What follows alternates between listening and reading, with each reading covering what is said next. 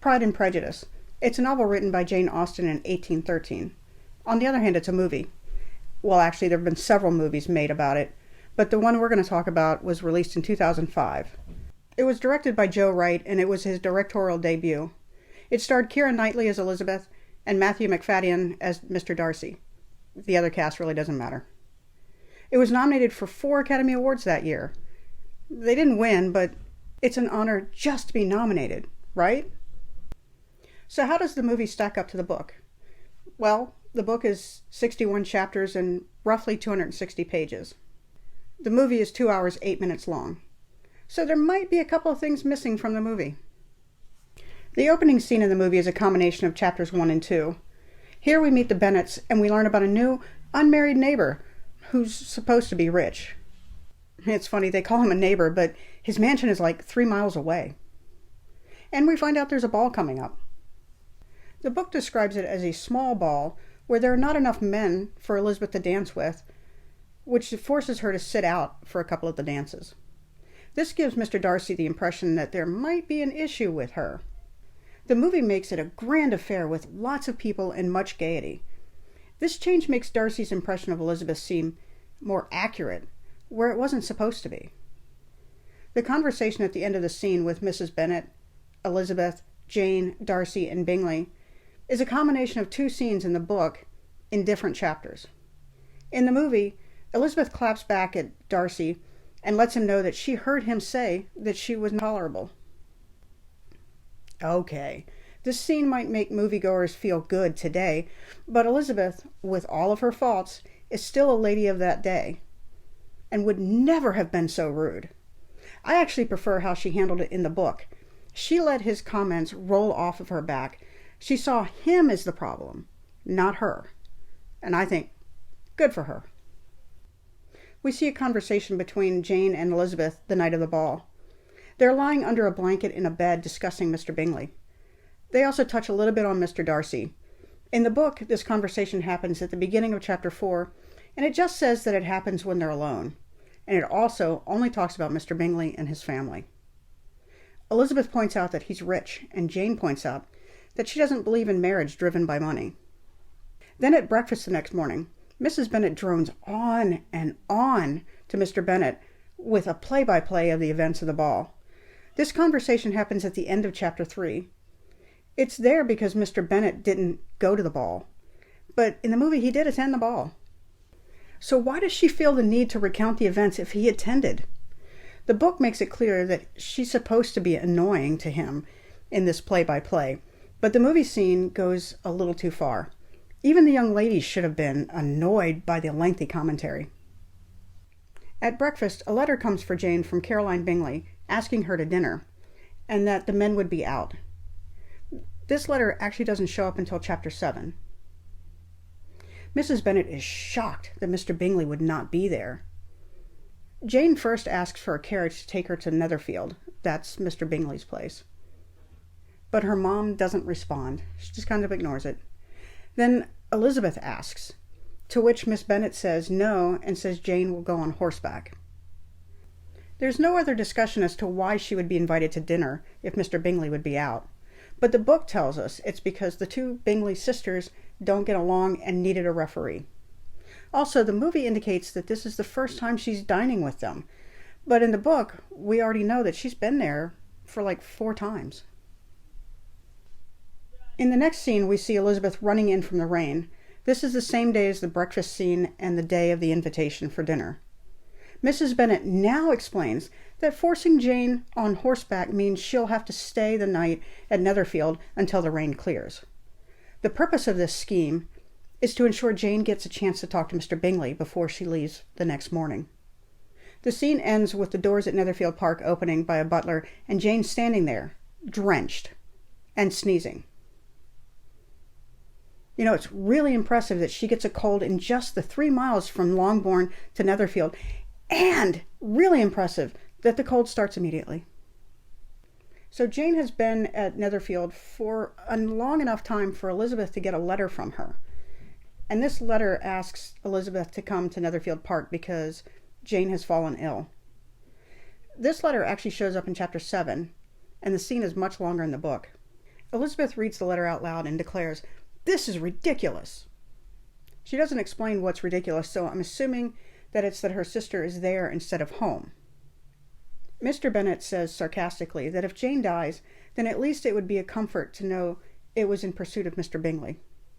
The mother insists people don't die from colds, to which Elizabeth said she might die from having such a mother. Now, Elizabeth's statement is not in the book, and she would never have said it either. Elizabeth's very careful about what she says to people. She keeps a lot of her thoughts and feelings to herself. Elizabeth declares that she must go there at once, and then the scene ends with her walking to Netherfield. In the book, she decides to walk when her mom insists they have no carriage free to take her there. Her mom refuses a carriage because she didn't want Elizabeth going there and bringing Jane home. Mrs. Bennet is determined to get Jane and Bingley together.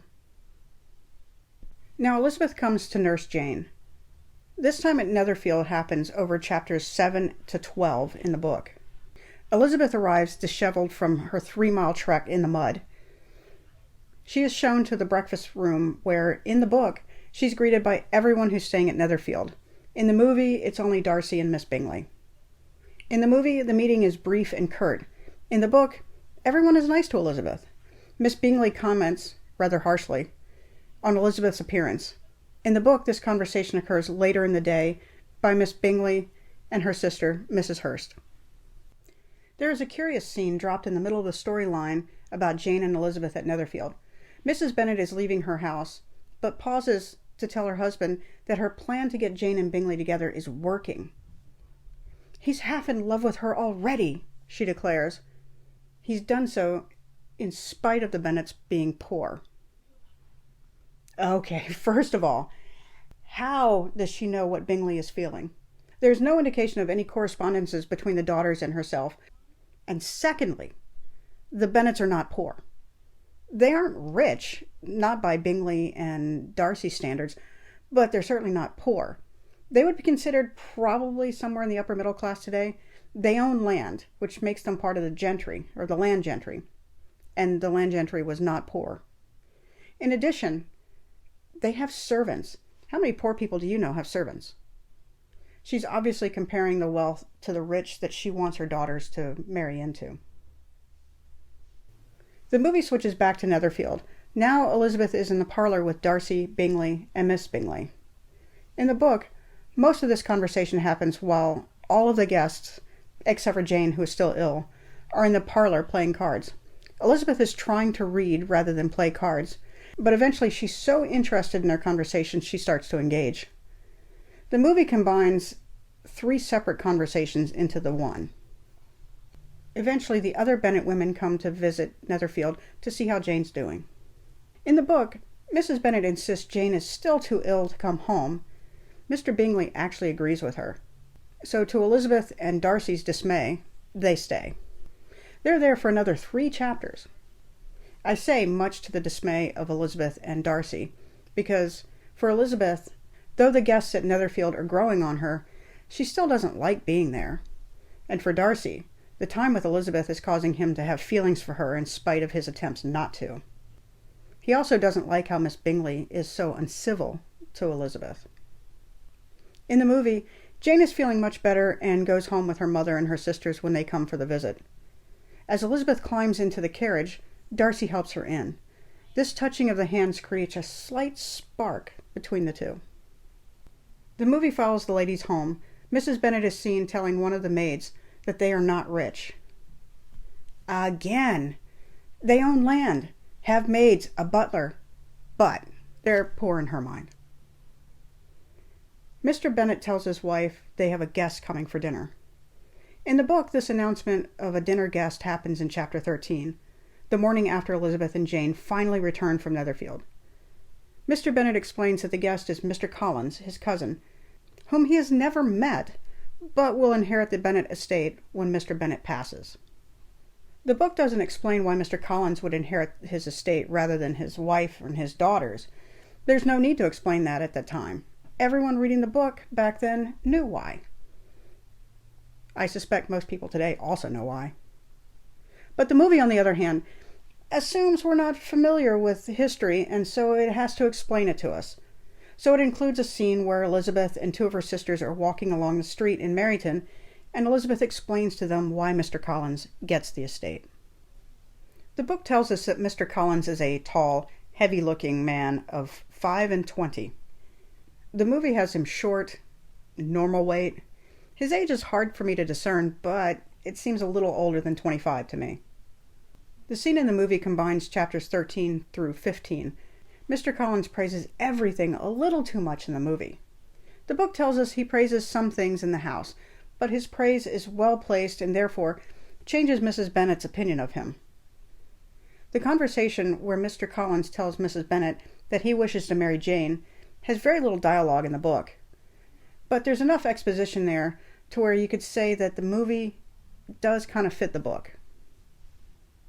The next day, the book tells us that Mr. Collins goes with the ladies to Meryton, where they visit with the Phillipses, the Bennet girls' aunt and uncle. Mr. Collins is rather impressed with the graciousness of the Phillipses. In the movie, he's not with them, and they take that opportunity to talk about him. Their talk is interrupted by a chance meeting with a Mr. Wickham. Wickham is a cad, in the book and the movie. The book has Lydia and Kitty purposely running into Mr. Denny, a soldier they know, so he can introduce them to this new stranger. Mr. Denny and Mr. Wickham walk the ladies to the Phillipses. The movie has the meeting be truly by chance, and Mr. Wickham joins the ladies in buying ribbons for their hair for an upcoming ball. It's curious that this is how they choose to change the story. Why not keep it in where he walks with them to the Phillipses and chats with them? Why do they have to go shopping? As the ladies are walking with Mr. Wickham, they have a chance meeting with Bingley and Darcy. In the book, this meeting happens on the front porch of the Phillipses' house. Darcy and Wickham exchange cold stares, and then the meeting is pretty much over. Elizabeth didn't miss the look that they gave each other, though. In the movie, the ladies are walking along a stream with Mr. Wickham when Bingley and Darcy appear, on the opposite side of the stream. Darcy and Wickham exchange the same look, but then Darcy rides off rudely. I guess the movie makers felt that a look wasn't sufficient enough for us, the moviegoers, to get that there was a problem between the two. Elizabeth and Mr. Wickham talk, and most of the conversation is about Darcy. In the book, the two chat at the Phillipses, where Mr. Wickham relates the same story about Mr. Darcy as he does in the movie. The dialogue in the book is much longer, but the gist of the story of the disagreement between Wickham and Darcy is pretty much the same. Now we get another ball, and Elizabeth is very excited to see Mr. Wickham there. However, Wickham doesn't show up. In spite of saying how he would not hide from Mr. Darcy, it turns out he avoids the ball precisely for that reason. Elizabeth doesn't really pick up on this little fib from Wickham. Without Wickham, Elizabeth is forced to dance with Mr. Collins, who is quite clumsy in his attempt to show her that he's now interested in marrying her, since Mrs. Bennet told him he couldn't marry Jane because she's holding Jane for Mr. Bingley. Elizabeth also surprises herself when she, unthinkingly, agrees to dance with Mr. Darcy. The conversation between Elizabeth and Darcy while dancing is pretty close to what's in the book. Both the book and the movie have Mr. Collins ask Elizabeth to marry him the morning after the ball. Some of the dialogue is the same, though the book does a better job with the proposal and the refusal. Mrs. Bennet makes Mr. Bennet talk to Elizabeth to convince her to marry Mr. Collins. In both the book and the movie, her father says to her, "Your mother will never see you again if you do not marry Mr. Collins. I will never see you again if you do." Whoa! Mrs. Bennet is very not happy at this point. Luckily for Elizabeth, Mr. Collins moves on from his interest in her pretty quickly. He decides to go next door and court Charlotte, Elizabeth's best friend. In the meantime, Bingley and his guests leave Netherfield. Some time passes and Elizabeth goes to visit Charlotte and Mr. Collins at his parish in Kent now that they've been married. This is a pivotal point in the story, so much so that it gets a whopping 10 chapters in the book. I can tell you, most assuredly, the movie does not do these 10 chapters justice. There were lots of walks and dinners at Lady Catherine's that occurred while Elizabeth was at Charlotte's. The movie condenses the dinners into one, and shows only one walk. This particular walk doesn't even happen in the book. The events of the walk happen at Mr. Collins's house. The scene where Colonel Fitzwilliams tells Elizabeth about Darcy's interference in Bingley's relationship with her sister happens on a walk, not in the church. Darcy declares his love for Elizabeth, much to her astonishment, and this happens at the Collinses. His declaration leads to an argument. Their argument is written much better in the book. His proposal and her rejection have a profound effect on both of them, something I'm not sure the movie shows quite well enough. The letter Darcy gives Elizabeth the day after she rejects him occurs on a walk. Elizabeth realizes he's on the same path as she is, and she tries to divert to avoid him, but it's her he's looking for, so she can't avoid him. The chapters that deal with the letter itself and Elizabeth's reaction to it are terrific. The movie, not so much. Elizabeth starts out angry and in disbelief of the lies Mr. Darcy dared to write. However, as she reads the part about Mr. Wickham over and over and over, each time she remembers things that happened that make her realize he has been the one who was truthful, not Mr. Wickham. Now she feels a little ashamed at believing Mr. Wickham. She understands his position on Bingley, but still is unable to fully forgive him for his part in Jane's broken heart. She agonizes over whether to tell Jane about the engagement, and most importantly about Bingley and his potential feelings for her. But Elizabeth chooses to keep those both a secret. Elizabeth is sad when she returns to Longbourn. In the book, as much as she tried to hide the events at Kent, after a few days she gave in and told Jane of Mr. Darcy's marriage proposal and what she learned about Mr. Wickham. Jane comforts her sister. Elizabeth doesn't mention Mr. Bingley, though. The movie, though, has Elizabeth keep all of her secrets. On a months-long vacation with her aunt and uncle, the Gardeners, Elizabeth sees some beautiful sights of England. The movie glosses over the vacation, but we get some good conversations with Elizabeth and her aunt, and it's obvious she's really close to them. Eventually, they find their way to Pemberley. This is Mr. Darcy's estate. Her aunt and uncle convince her to go see Pemberley. Apparently, back then, it was not unusual to tour large estates as if they were museums or parks. The book and the movie have them visit a room that has some artwork of the Darcy family. The book describes the art as paintings and drawings, but the movie makes the room have a bunch of full-figured, naked people, and then a fully clothed half-bust of Mr. Darcy. Seems kind of out of place with the other sculptures, I think. Elizabeth, believing, hoping Mr. Darcy was not going to be there, started to relax and enjoy the tour. The housekeeper heaped much praise on Mr. Darcy during the tour, telling them how wonderful a master he is and how he's always trying to help people. Elizabeth is really confused by what she hears, as this is not what she's seen from Mr. Darcy. Like any good drama, just as Elizabeth starts relaxing, Mr. Darcy appears. The book has him appear in and out as they spend much of the day at Pemberley. The movie has their meeting extremely brief, but, in both cases, Elizabeth is thrown. The next day, Elizabeth and her aunt and uncle return to Pemberley so that her uncle could fish with Darcy. Elizabeth and her aunt met Mr. Darcy's sister and visit with her. The book is better with this meeting as Miss Bingley is there in all her jealousy. She can tell something's going on with Darcy and Elizabeth, and she does not like it. Elizabeth also picks up on how Darcy seems determined for her and his sister to spend time together. Elizabeth's feelings toward Darcy are definitely changing during this visit. I don't think the movie does as good of a job showing her inner conflict and how her feelings for Darcy transforms. The book goes into how she is conflicted about her feelings and how surprised she is that she no longer hates him, and that she might be feeling some kind of affection towards him.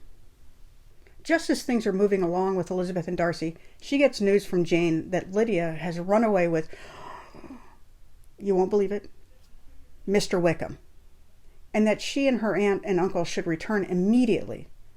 The book treats this scene with the utmost importance it deserves. Not sure the movie does the same.